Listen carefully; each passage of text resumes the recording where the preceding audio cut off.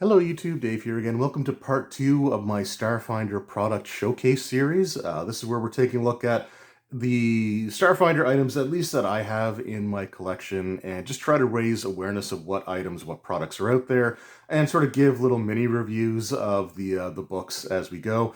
Most of these I have done full videos on already, so I will include the Starfinder playlist at the end of this video. You can click on it there. There's there's a little over 70 videos in that playlist now, and that will have like unboxings for things. It will have reviews, all kinds of stuff. So the Starfinder role-playing game is one of my favorites, and it is kind of underrated, I think, at least in my opinion. So I would love to see it get a little bit more attention, and I'm going to play whatever role I can in trying to raise awareness of it. And so, like I said, this is part 2. In part 1, we took a look at the core rules and the rules expansion books.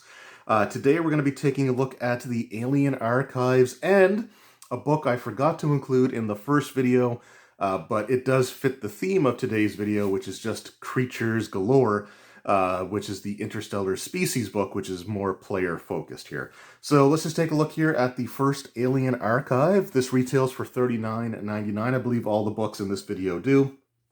And this is your bestiary for the Starfinder role-playing game, but there's a little bit more to it. We'll take a look at that here in a second, but first, I have to take a moment to just state that this is the book that got me interested in Starfinder. I was at my local game store at the time, which was Giant Robot Comics when we were living in Dartmouth, and they had the Starfinder core rulebook there for a little bit, and I had looked at it. I don't like to open up and flip through books at game stores, stuff like that. If I'm interested in a book, I'm just going to buy it. But I was kind of intrigued by it, but I wasn't really sold on it yet. But when he ended up getting the Alien Archive in, and I saw this cover on the shelf, there was just something about it, just like the bizarre creatures and foliage and everything else. I was just like, okay, I'm intrigued now. So I ended up going down and purchasing the core rulebook and the Alien Archive at the same time there. So taking a look at the back, this does say that includes over 80 bizarre life forms, so your creatures. It includes also 20 playable species that you can use for your player characters, which is, again, one of the things that I kind of like about the Starfinder Alien Archives, is that it gives options for players as well. It's not just creatures and, for you to come up against as adversaries. It's like some of these you may want to play as a player character, and here's what you need to do for that. Alien technology, included with some of the creatures that will be in this book, and a robust NPC creation system to let game masters build any aliens or creatures they can imagine, as well as new rules for magical monster summoning. So yeah, really, really cool. Like, these Alien Archive books try to add some sort of either game aid or game mechanic to it, so it's not just monsters. It's got a little bit of everything in it. It's got monsters, it has player options, and it has some things to help expand your Starfinder game.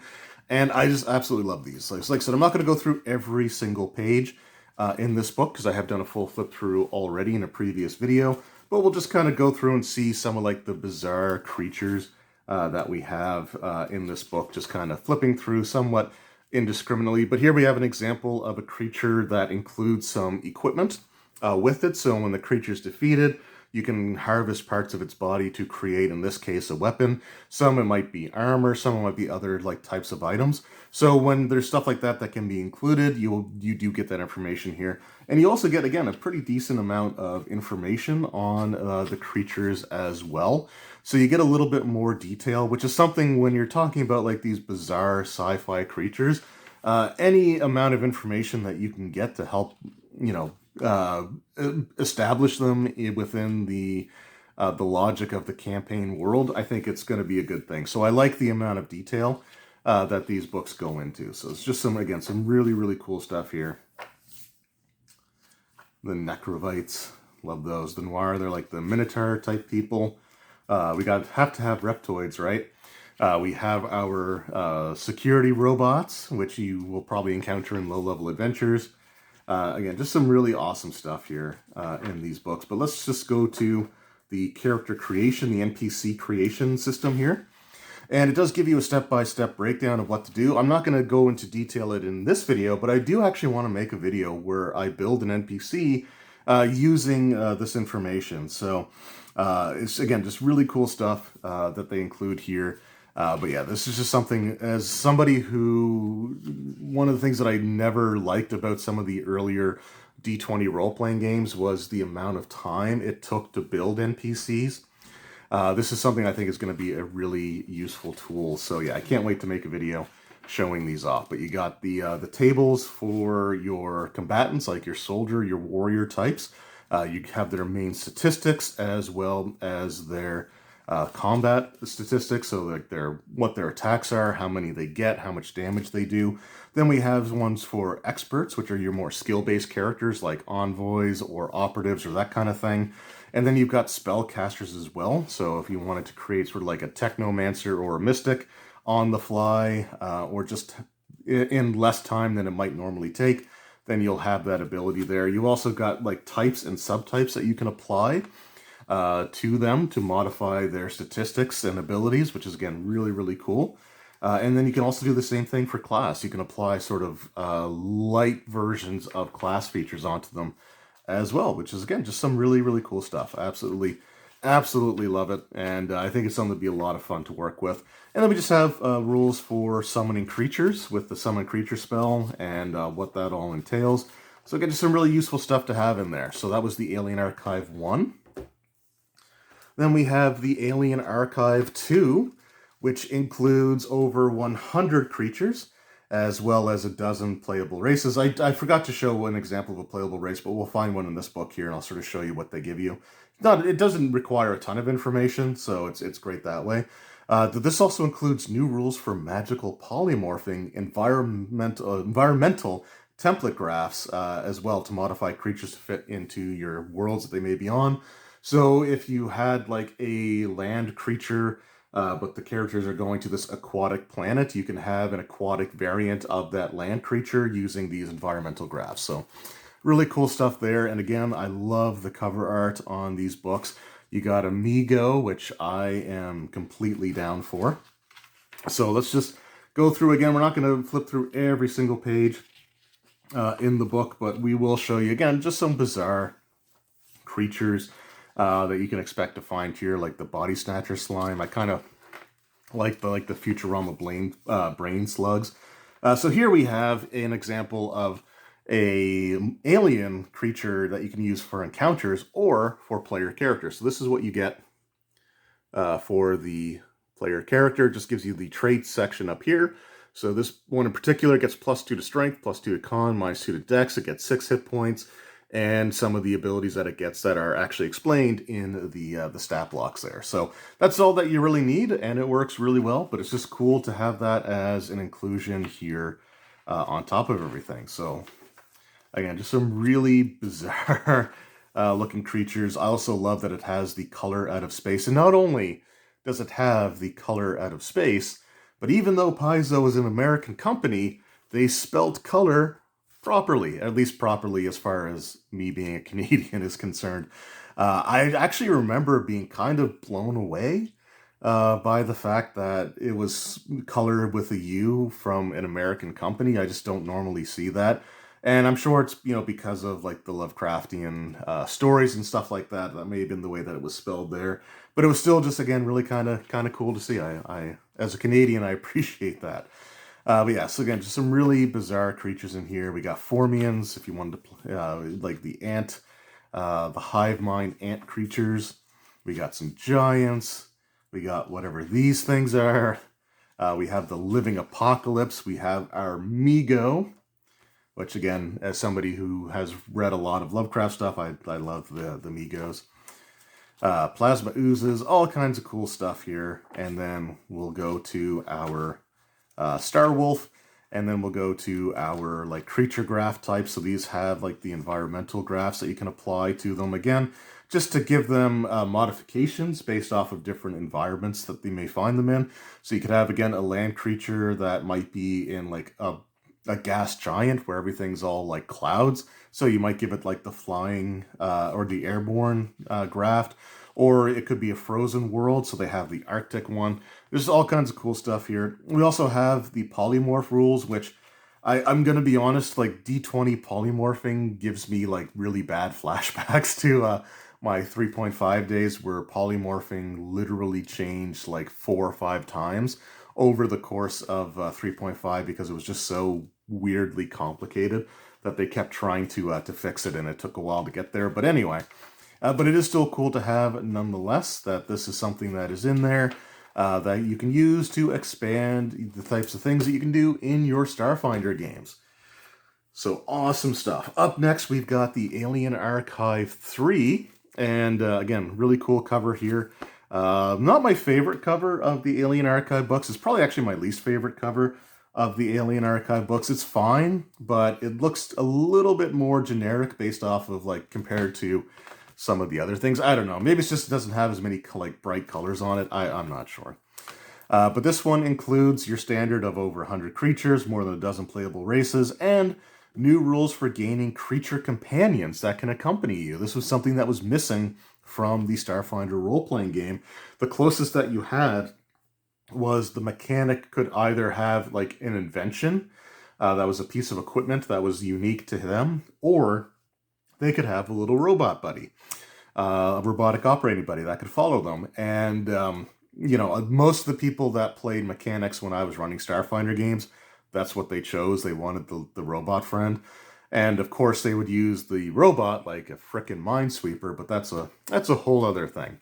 Anyway, again, some really cool stuff. So having animal companions is a huge thing that people were really wanting to come to Starfinder, and this is the book that provides that for you here. So again, we're just going to do like a really quick flip through here. We do have another playable race here, sort of these like butterfly type people.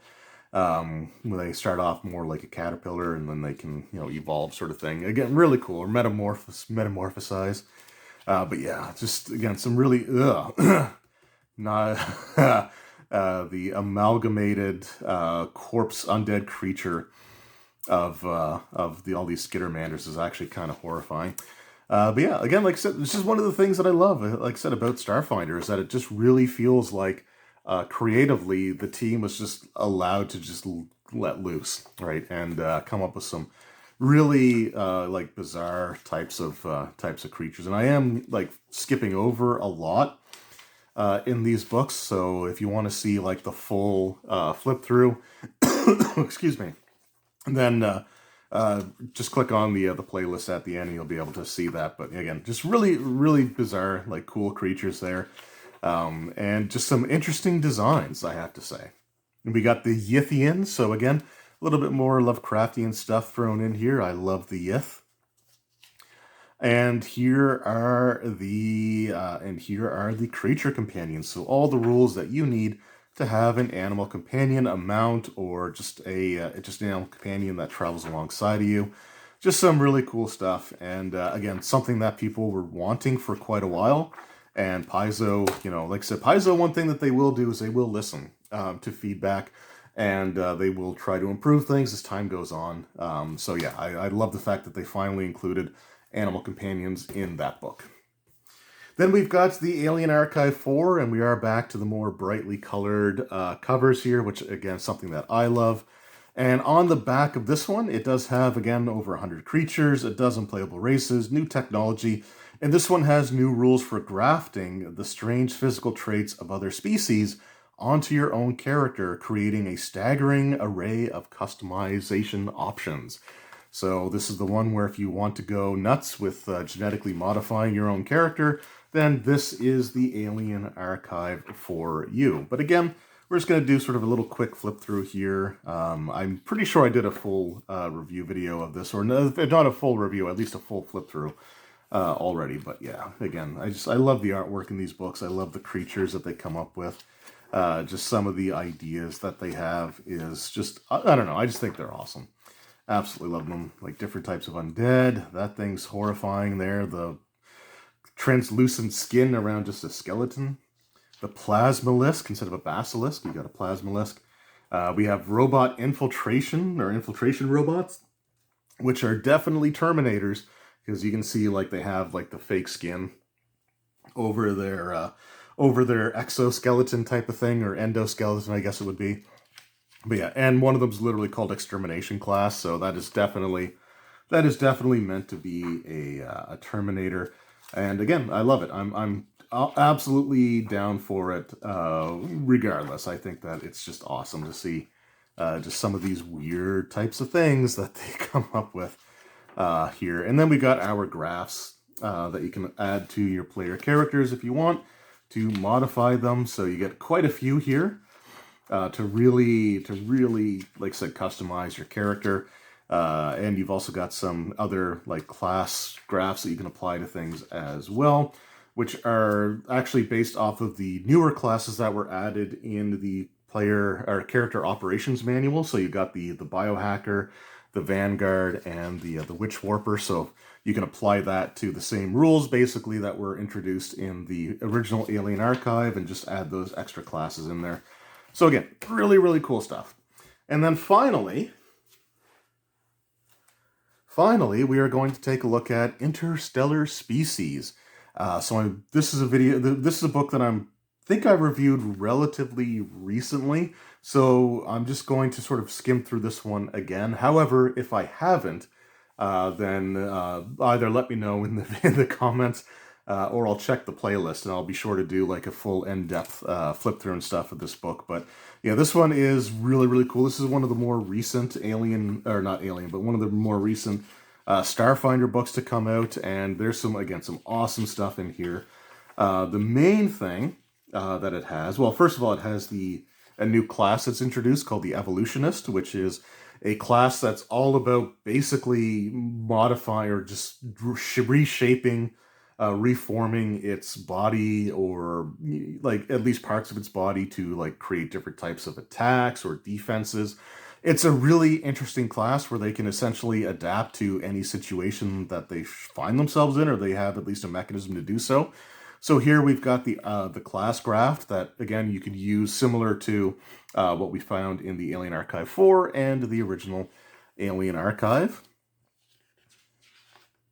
And then we've got the Evolutionist class itself. So we're not going to spend a lot of time on this one, but again, it has the ability to create sort of its own natural attacks, either melee or ranged, that can be either like just kinetic types of attacks that are bludgeoning, piercing, or slashing, or it can develop energy-based attacks that it can use either melee or ranged, that will attack like the energy armor class, and you can choose that when you begin your character. You can also you can modify it, I believe, at higher levels as well. You got the evolutionary track. You have mutation points that you can use to, again, sort of manipulate your body. Again, just some really interesting concepts. And again, if the creatures were unique in Starfinder, some of the classes that they add are also pretty awesome. We also have new options for several of the player character classes that are currently out there. I don't think it covers all of them, like the Mystic like some of them are missing, but it does include several new options for some various classes, which is always cool to see in here. So I do appreciate that. And then we have the main draw of this book, which is just the different species that you can play. The first thing that we have here is all the playable species that you can choose from all the Alien Archive books, from the core rulebook, and even the ones that are represented in here. It will give you where they're from, like what book you can find them in, as well as like the page that you find them on. So this isn't going to include all of them. It does highlight several of them, but it doesn't have every single one in one book. But at the very least, it will tell you where you can find them, which I think is really, really cool to have in there. And it even references the fact that some of these are found only in the character decks, which will be in the accessory video. So again, some really cool stuff there, but just great to have like a curated list of all the playable species available for your Starfinder games up until the point where this book came out. There's also a species builder. So if you want to create your own from scratch, that is an option here. And yeah, I love that they give you an example of one here, which is just basically like this weird like space octopus thing. And I love, like, he looks so, like, unimpressed for some reason in that artwork. I think that's really cool. And then they just give you the species that they will focus on for the purposes of these books. And again, they give you a great deal of information on them, their physical description, their home world, what their society is like, as well as some other relevant information that you might want to have for your games. And they will usually include some sort of new game mechanic type of aspect to them. So this might be the form of feats, equipment, or spells. So again, some really cool stuff there. Like the Dragonkin gives you feats. The Fomorian also gives you some feats. The Contemplative gave you spells. And then you've got some equipment stuff for like some of the different, so all kinds of different game mechanic things that can be added here. But a great resource to have, again, if you want to expand your players' options without giving them necessarily access to the Alien Archives, then this is going to be a pretty decent book for that. And at the very least, if they're not using one of the species found in this book, I love this guy, by the way. If they're not using one of the species found in this book, then at least you can, like, find the page yourself and just read off to them what the adjustments and stuff are. I also love the Raxalites here. They remind me of the Leshies from Pathfinder 2nd Edition, and I think the Leshies are freaking awesome. So yeah, some really cool stuff in here. And we got our Star Wolf type character. Our NPC gallery was also included in this book, which is why it does fit into this particular video. So these are just ready-made stats for different like NPC types that you may just want to pick up and drop into your game. So we have like assassins and several different types of assassins, like the masked assassin, vipers, which probably focus on poisoning. You've got like deadeyes, which are like sniper types. Specters, which is like all mysterious, like the wind. You've got bounty hunters, celebrities, so if you wanted to have some celebrities in your game, some charlatans, diplomats, emergency workers, former military, again, I love those guys. You've got guides, infiltrators, so these are ones that might be like you got hackers or double agents, shapeshifters or spies, investigators, the conspiracist, medical staff, religious figures, scholars, sports figures, stewards, survivalists. I like these ones. You got the mysterious hermit, the off-gridder, some really cool stuff there. And of course, you got to have some thieves and some tyrants for you to put into your games as well. So just some ready-made NPC stats for you to use with your Starfinder role-playing game. So yeah, again, these are awesome books, and again, if you want to see a full flip-through of them, that should be available on the Starfinder playlist at the that should be showing up here towards the end of this video. Be sure to check that out. If I missed any of these books, making videos on them, like I said, let me know if I forget to check the the playlist. But yeah, just let me know that, and I'll be sure to go back and redo or make a video on it. But yeah, these things are absolutely awesome. I love the creativity. I appreciate the fact that each of these monster books also tries to add something mechanically to your game to expand it as well. Like the animal companions or creature companions, I guess would be a more appropriate term for it.